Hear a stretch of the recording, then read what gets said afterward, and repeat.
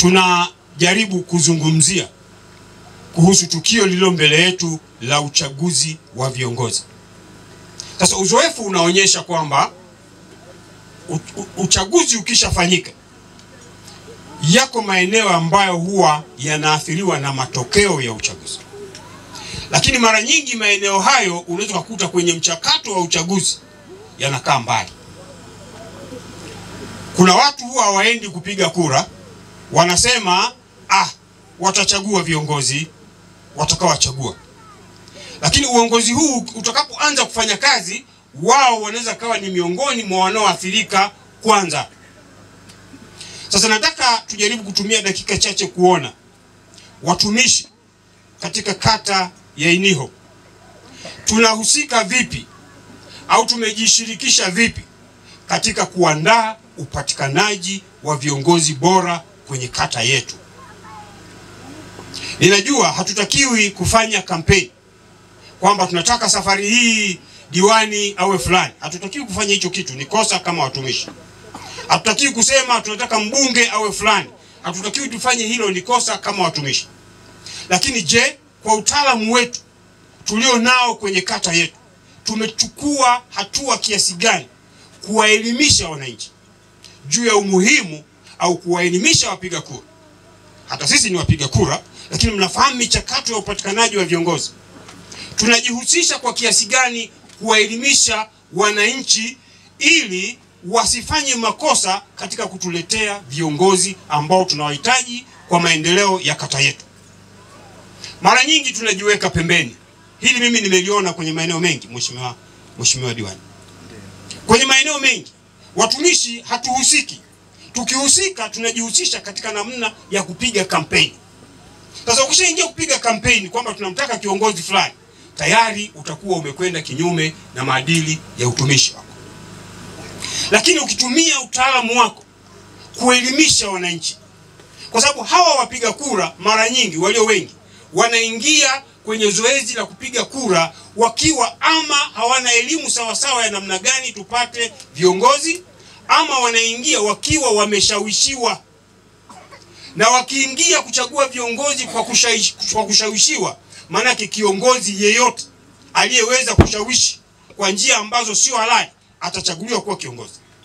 Na akishachaguliwa kuwa kiongozi, atakuja kutuongoza wote. Hawezi kuongoza wapiga kura waliopiga kura peke yao, atatuongoza wote. Matokeo yake tutaanza kulalamika. Kwa wito wangu kwenu watumishi, na waomba tuchukue nafasi hii katika kipindi hiki, mwaka huu wa uchaguzi, ili hii kauli mbiu ambayo tumeiweka kama wafanyakazi kwamba uchaguzi wa 2025 utuletee viongozi bora. Maana tuchukue nafasi hii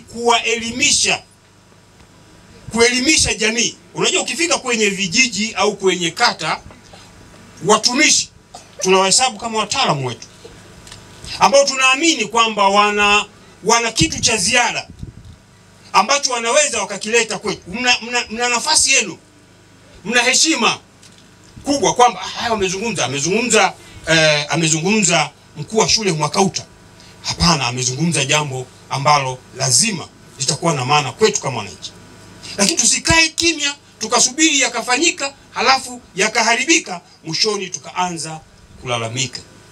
Kwa wito wangu kwenu leo, kwa kufuata kauli mbiu ya sherehe hizi za Mei Mosi, ni kuchukua nafasi kuielimisha jamii.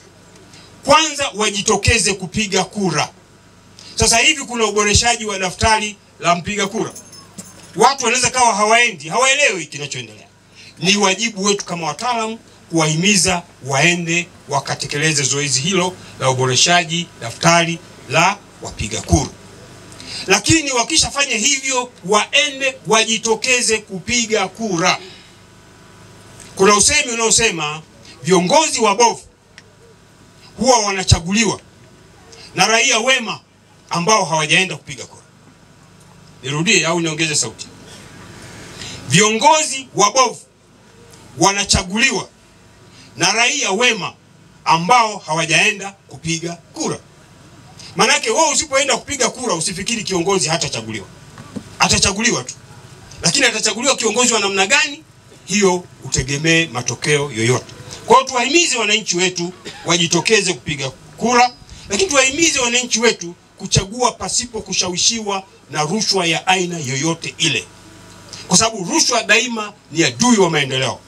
Rushwa haiwezi kutuletea kiongozi aliye mzuri. Imekuwa ni utamaduni sasa hivi kwamba viongozi wanapatikana kwa kuwanunua watu. Na wakisha wanunua watu, miaka mitano inayofuata wanaanza kurejesha fedha walizotumia kuwanunua watu. Tukatae kuchagua viongozi ambao hawatufai, tukatae kuwachagua viongozi ambao ni waleta rushwa.